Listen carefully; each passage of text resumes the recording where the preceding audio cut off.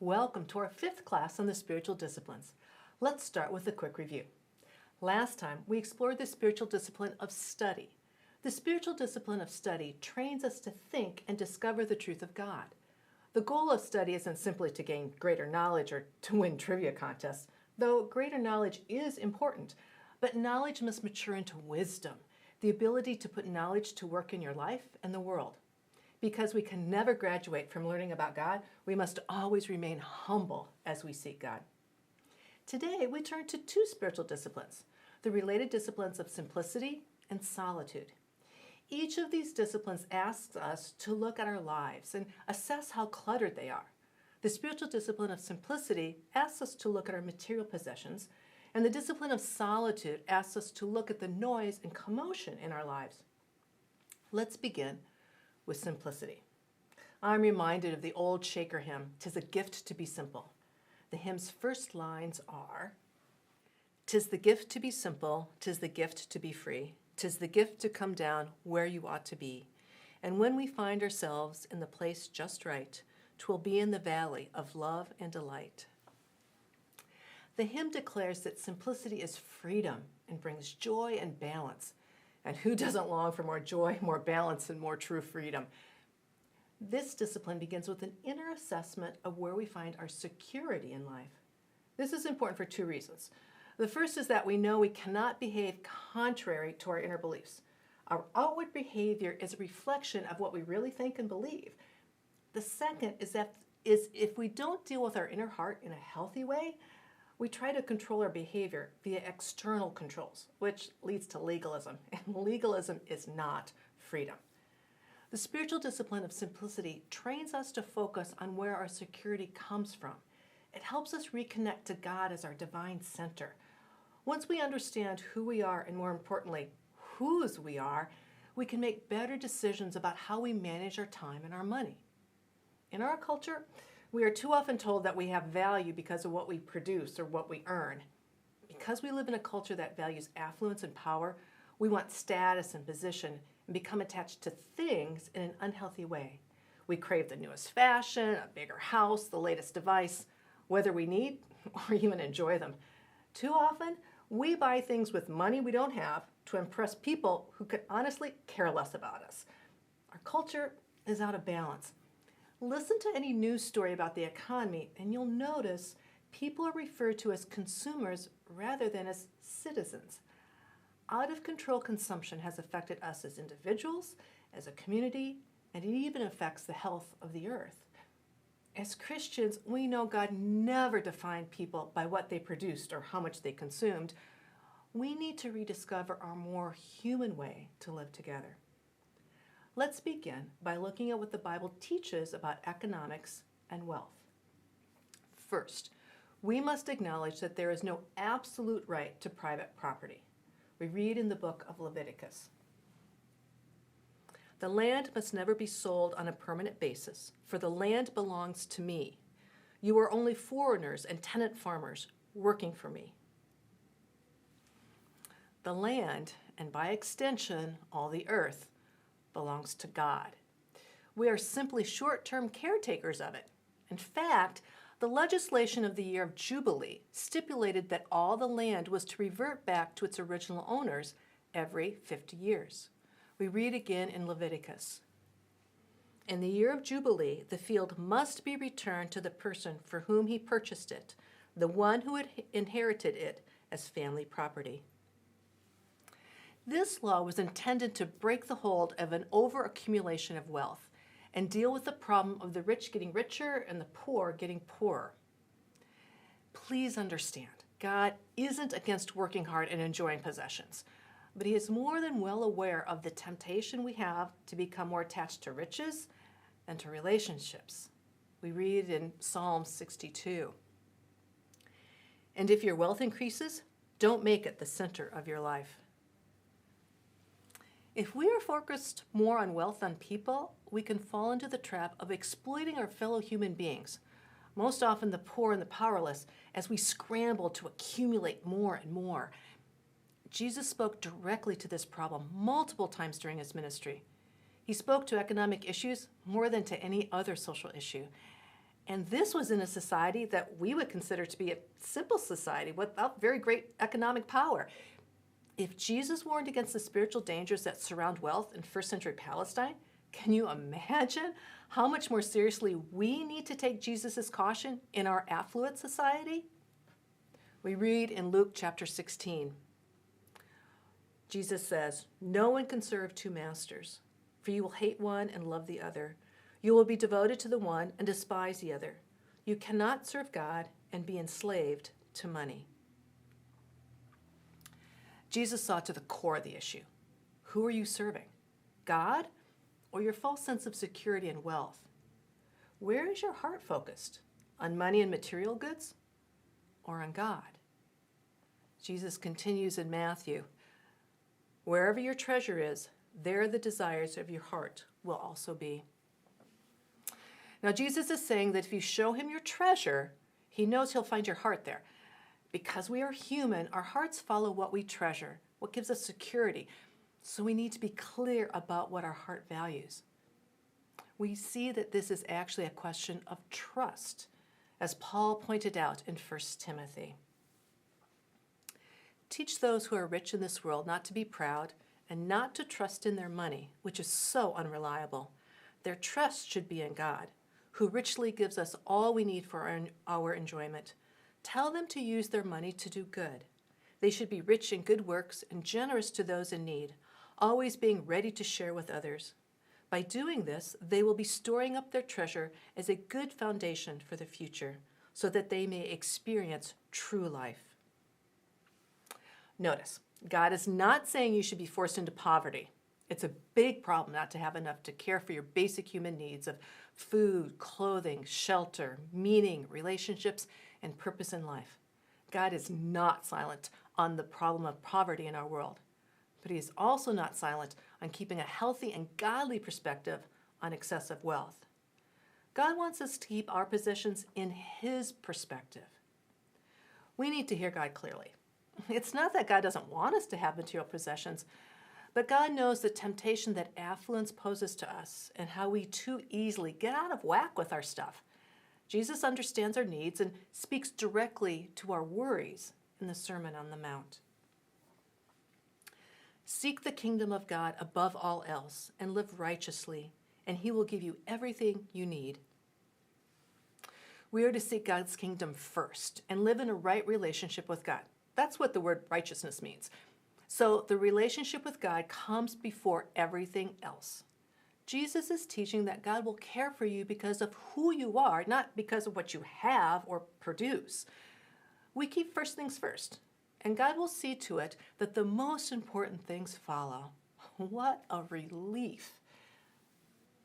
When we look to God as the source of our security, when we focus on God's perspective and his kingdom, our other worries fall into place. We focus the right attention on the concerns of the economy, the poor, the climate, the earth. Seek God's kingdom first, and all the other things that are important to God will follow. You can see how this can help you deal with anxiety and worry about wealth and possessions.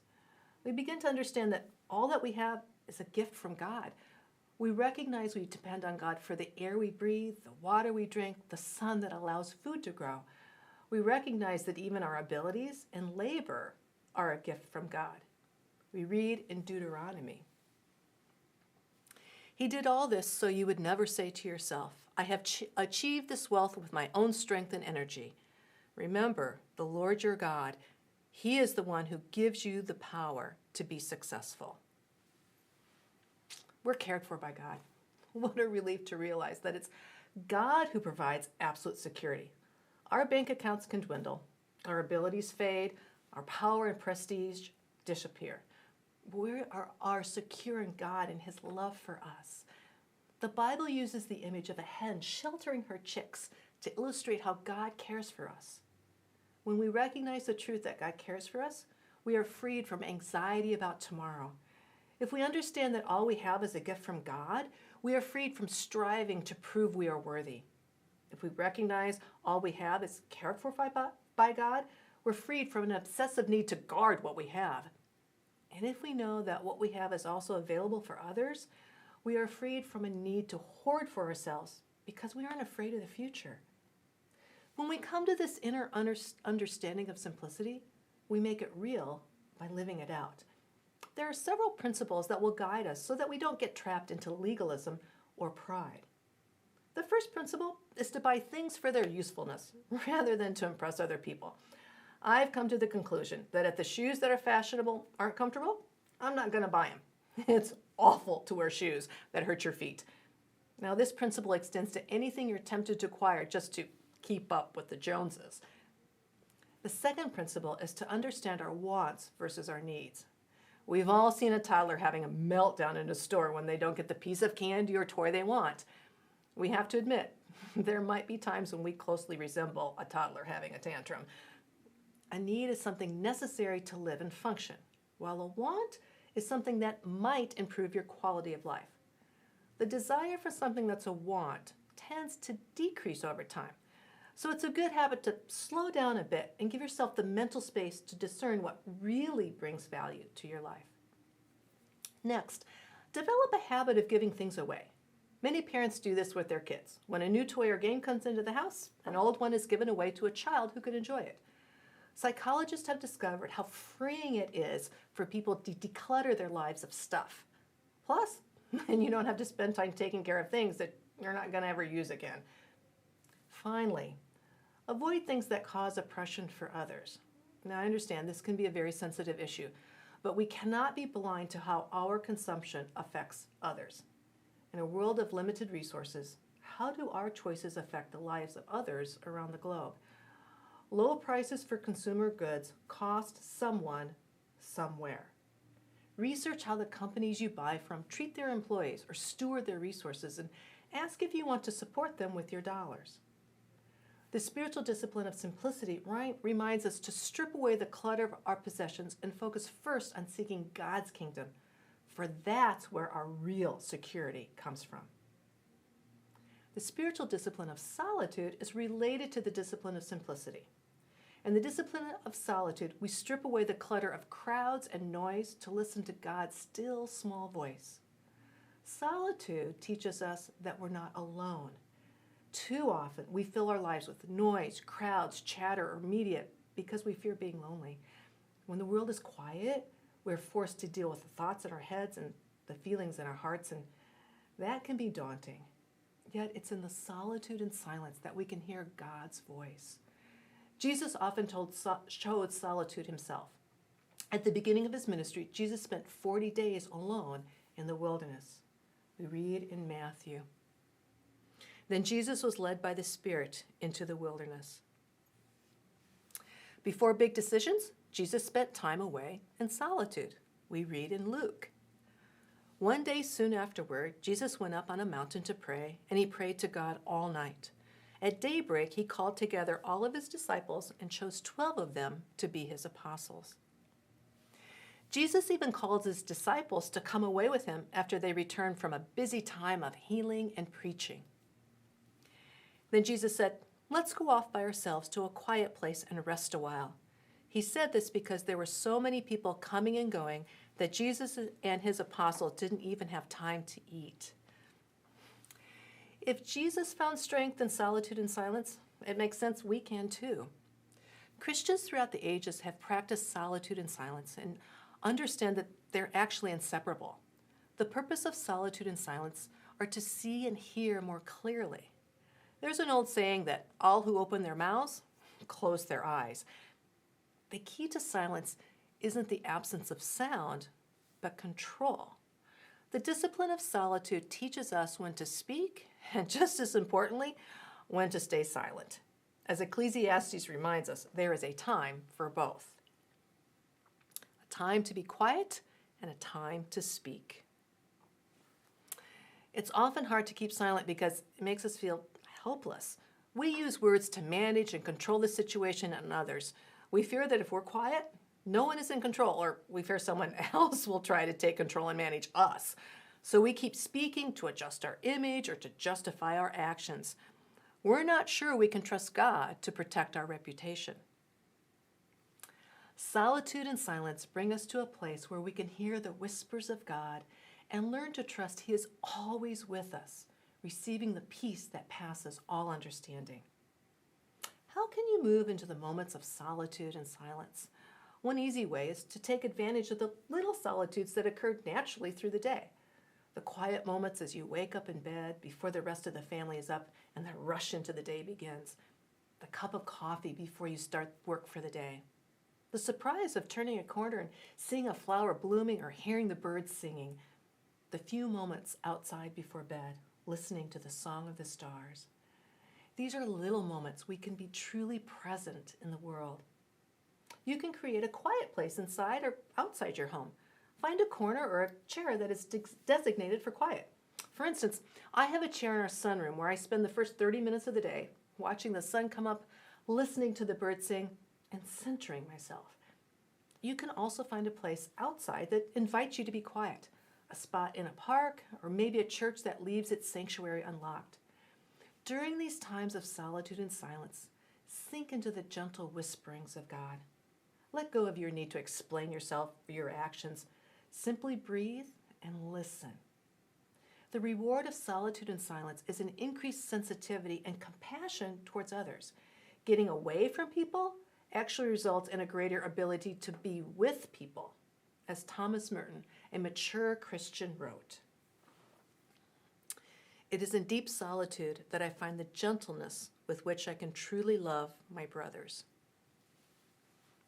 Like Jesus, when we spend time away from people, we can then become fully present to them. When we experience the quiet of God's heart, we can more clearly hear the hearts of the people around us. Now, some important takeaways for today. The spiritual disciplines of simplicity and solitude help us to declutter our lives. The spiritual discipline of simplicity trains us to focus on where our true security comes from and helps us put our material possessions in the right balance. The goal of simplicity is to discover we are valued for who we are and not for what we produce. The spiritual discipline of solitude trains us to know we are not alone. The goal of solitude and silence is to tune in to God's voice. I'd encourage you to download the additional resources on the web. They contain discussion questions and the key questions and steps to help you practice the discipline of simplicity and solitude this week. Thanks for joining us. Next time, we'll turn to the spiritual discipline of service. Until then, keep the faith.